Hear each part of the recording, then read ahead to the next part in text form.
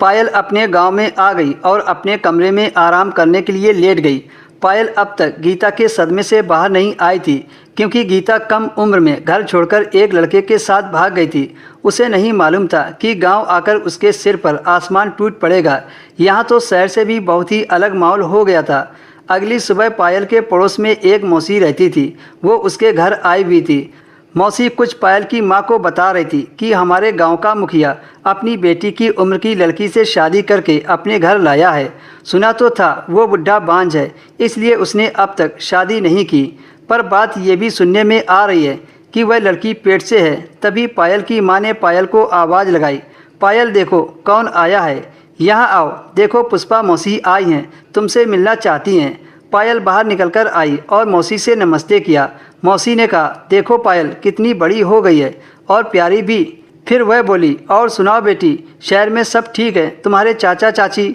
पायल ने कहा, हाँ मौसी सब बढ़िया हैं, आप बताओ आपके क्या हाल हैं? तो मौसी कहने लगी कि बेटा अब तो बुढ़ापा आ गया है, तबीयत तो ऐसी ही रहती है।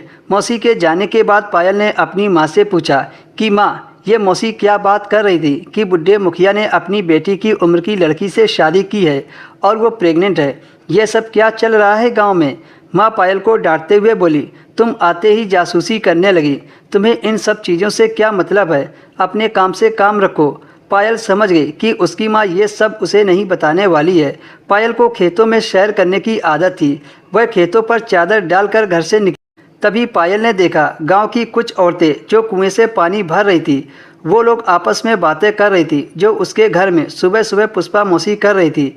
फिर पायल ने कान लगाकर सुना तो औरतें कह रही थी कि गांव का मुखिया कम उम्र की लड़की को शादी करके लाया है और वो लड़की उम्मीद से है, लेकिन समझ नहीं आ रहा है कि बांझ होने की वजह से सारी उम्र कुंवारा रहा और अब बुढ़ापे में उसे कौन सी ऐसी जवानी सूझी। वो कैसे कम उम्र की लड़की को लाया है और वो लड़की गर्भवती भी है।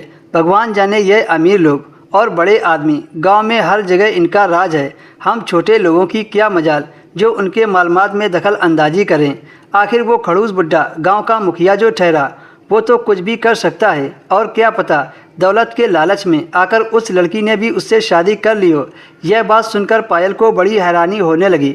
पायल सोचने लगी कि वो मुखिया तो है और पैसे वाला भी है, लेकिन इतनी कम उम्र की लड़की से शादी कैसे की, वो भी अचानक? क्योंकि शुरू से तो वह बांझ रहा है, इसलिए उसने शादी नहीं की थी, और अचानक 60 साल की उम्र में शादी, ये बात पायल को समझ नहीं आ रही थी।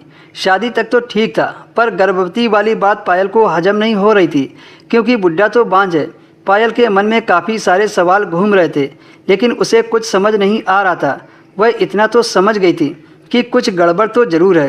पायल अब सच जानना चाहती थी। सच्चाई जानने के लिए पायल मुखिया के घर पहुंची। पायल ने जो मुखिया के घर देखा, उसे देखकर वह सन्न रह गई, क्योंकि मुखिया उस लड़की को घोड़े के पास ले जाकर। दोस्तों, इसके आगे की कहानी और भी ज़्यादा इंटरेस्टिंग है। आपको अगले वीडियो में इसका नेक्स्ट पार्ट मिलेगा।